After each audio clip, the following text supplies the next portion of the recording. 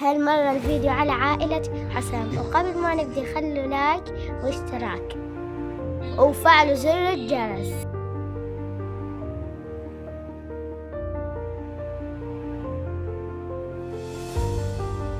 عائلة حسام تتكون من 5 أفراد، هم الأب والأم و3 أبناء، مع عائلة عراقية ساكنين بمحافظة صلاح الدين الموجودة شمال بغداد.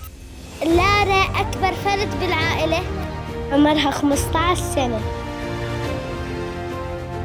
حالياً هي بالصف الرابع الإعدادي.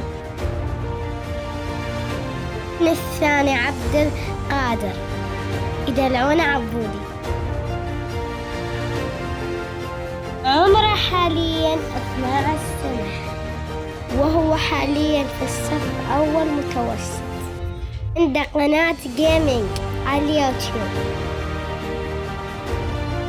الابن الثالث هو يوسف، وحالياً هو في الصف الرابع، وعمره حالياً 10 سنوات،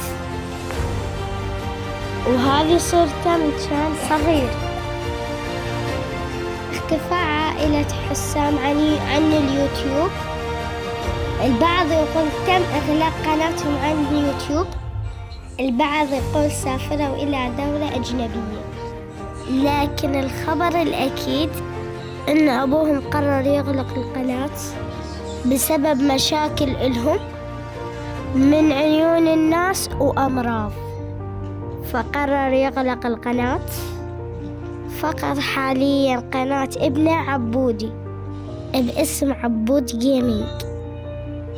إذا عندكم أسئلة عن عائلة حسام اطرحوها بالتعليقات.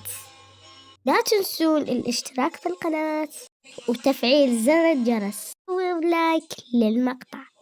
باي.